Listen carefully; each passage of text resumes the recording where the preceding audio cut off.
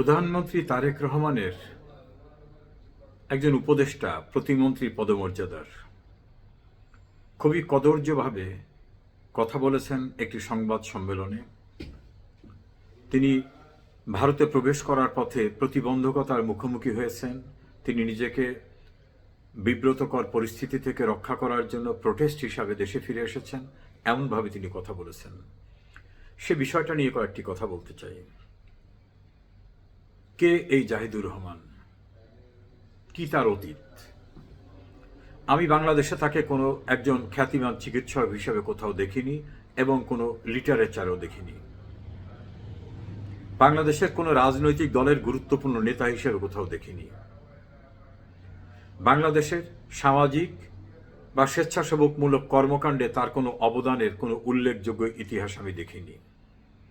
কোনো মেধাবী ছাত্রজীবন থেকে শুরু করে চিকিৎসা বিজ্ঞানে তার মেধার চর্চা কোথাও দেখিনি। তাকে দেখেছি টেলিভিশনের পর্দায় গিয়ে আওয়ামী লীগকে গালিগালাজ করতে এবং একটি গণতান্ত্রিক সাংবিধানিক সরকার উচ্ছেদের জন্য এবং উচ্ছেদ পরবর্তীতে সেটাকে বৈধতা দেওয়ার জন্য যত প্রকার ইনিয়ে বিনিয়ে মুক্তিযুদ্ধের পক্ষের বিপক্ষে কথা বলা যায় সেই কর্মকাণ্ড করতে দেখেছি। একটা পর্যায়ে দেখলাম তার ব্যক্তিগত জীবন, তার স্ত্রী এবং অন্যান্যদের নিয়ে অনেক কেলেঙ্কারির ঘটনা সামাজিক যোগাযোগ মাধ্যমে বেরিয়ে আসলো। তিনি জিডি করলেন ইত্যাদি ইত্যাদি।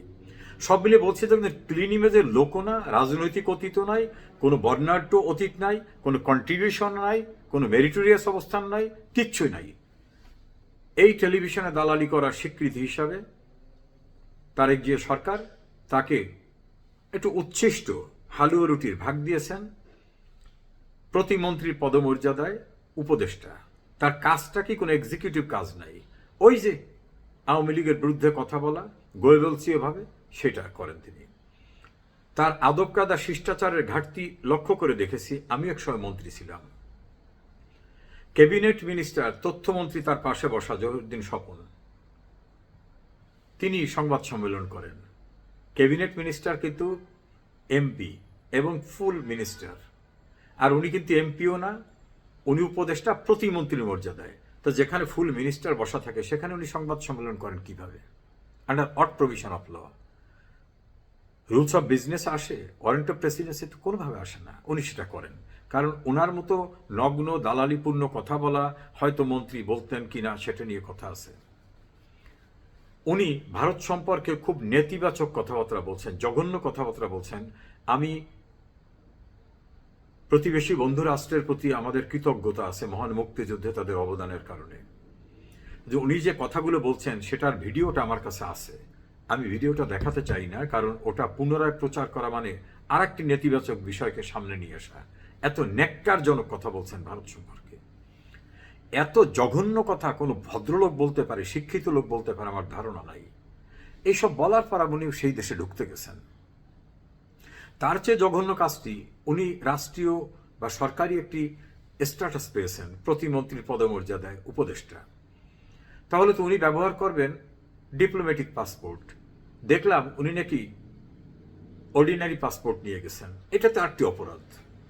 শেখ হাসিনা সরকারের একটি পিরিয়ডে সৈয়দ আবুল হোসেন নামক একজন প্রতিমন্ত্রী, তিনি তার জেনারেল পাসপোর্ট নিয়ে বিদেশ সফর করার পরে, বিষয়টা প্রকাশিত হওয়ার পরে প্রধানমন্ত্রী তাকে পদত্যাগ করার জন্য নির্দেশ দেন, কারণ এটা ছিল সম্পূর্ণরূপে অবৈধ।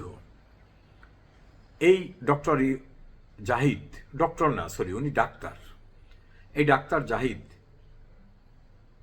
সামাজিক যোগাযোগ মাধ্যমে দেখলাম তিনি ডিপ্লোম্যাটিক পাসপোর্টও নাকি ব্যবহার করেননি। এক হচ্ছে যে দেশ সম্পর্কে আপনি নিকৃষ্ট জঘন্য অশ্লীল অশ্রাব্য ভাষায় কথা বলছেন, যেটা কূটনৈতিক সম্পর্ক রক্ষার শিষ্টাচারের চরম পরিপন্থী, আবার সেই দেশে আপনি ঢুকতে যাচ্ছেন, তাও আবার আপনার পাসপোর্টের স্ট্যাটাস যেটা আপনি পেয়েছেন দয়া করে দেশে তারেক সাহেব সেটাকে হাইড করে। আপনাকে যদি কোনো দেশ মনে করে যে আপনি সেই দেশের জন্য ক্ষতিকর, যদি মনে করে যে আপনি সেই দেশের শত্রু, যদি মনে করে আপনি সেই দেশ সম্পর্কে জঘন্য মিথ্যাচার করেন, তাহলে সেই দেশ আপনাকে জিজ্ঞাসাবাদ করবে, এটাই তো স্বাভাবিক। আমার প্রিয় মাতৃভূমি নিয়ে যদি কোনো দেশের কেউ এরকম জঘন্য কথা বলে, তা আমার ইমিগ্রেশন তাকে অবশ্যই জিজ্ঞাসাবাদ করবে যে তুমি এদের সম্পর্কে খুবই নেতিবাচক ধারণা, তুমি এদের সম্পর্কে জঘন্য কথা বলো, কাজে তোমাকে আমার দেশে ঢুকতে গেলে তুমি কে, কোথা থেকে আসছো, তোমার হোয়াটস অ্যাবাউট, এগুলো জানতে হবে। এটা খুবই স্বাভাবিক। তবে আমি বিস্মিত যে বর্তমান সরকার তার মতো এত বড় ভারত বিদ্বেষী এবং ভারতের সম্পর্কে জঘন্য কথা বলা, যেটা কূটনৈতিক শিষ্টাচারের চরম পরিপন্থী কথা বলা ব্যক্তিকে কিভাবে ভারত পাঠালেন, নাকি উনি চুরিচামারি করে গিয়েছেন। তবে ওনার সম্পর্কে অনেকের কাছ থেকেই সামাজিক যোগাযোগ মাধ্যমে, বিশেষ করে যারা আওয়ামী বিরোধী, তাদের কাছ থেকে শুনেছি যে ওনাকে খুবই খারাপ শব্দ ব্যবহার করেন তারা। কেউ বলেন কষা জাহাঙ্গীর, কেউ বলে ইত্যাদি ইত্যাদি নানা রকমভাবে। এই ব্যক্তিটি বাংলাদেশের সঙ্গে প্রতিবেশী রাষ্ট্রের সম্পর্ক ধ্বংস করার এজেন্ট হিসাবে কাজ করছে কিনা কারু, সে বিষয়টি বর্তমান সরকারকে খতিয়ে দেখতে বলবো। কারণ তার আদ্যপান্ত, তার অতীত, তার বিভিন্ন সময় কথাবার্তা, টেলিভিশনে কথাবার্তা, টকশোতে কথাবার্তা, সেমিনারে কথাবার্তা, এই ভারতে যে ঢুকতে না পারা, ফেরত আসার পরের কথাবার্তা, আমার মনে হচ্ছে যে তারেক জিয়া সরকারকে ভারতের সঙ্গে চরম সংঘাতে নিয়ে যেতে অথবা খুবই ভয়ঙ্কর কোনো পরিবেশ সৃষ্টি করতে সে ঘাতকের ভূমিকায় অবতীর্ণ কিনা, এটা বর্তমান সরকারের খতিয়ে দেখা উচিত বলে আমি মনে করি। কারণ একটা সরকার ক্ষমতা আসছে, যেভাবেই হোক, বিতর্কিত নির্বাচন হোক, আমরা মনে করি একটা সরকার ক্ষমতায় আছে। এই সরকারে প্রিন্সিপালটা যেটা, তারেক রহমান যে তার বক্তব্যে বলছেন যে সবার সঙ্গে বন্ধুত্ব, সবার আগে বাংলাদেশ, কিন্তু ডাক্তার জাহিদের বক্তব্য সবার সঙ্গে বন্ধুত্ব না, আমার মনে হচ্ছে বাংলাদেশের সঙ্গে অন্য দেশের শত্রুতা তৈরি করার জন্য সে কোনো দায়িত্ব নিয়েছে, এমনটাই মনে হচ্ছে।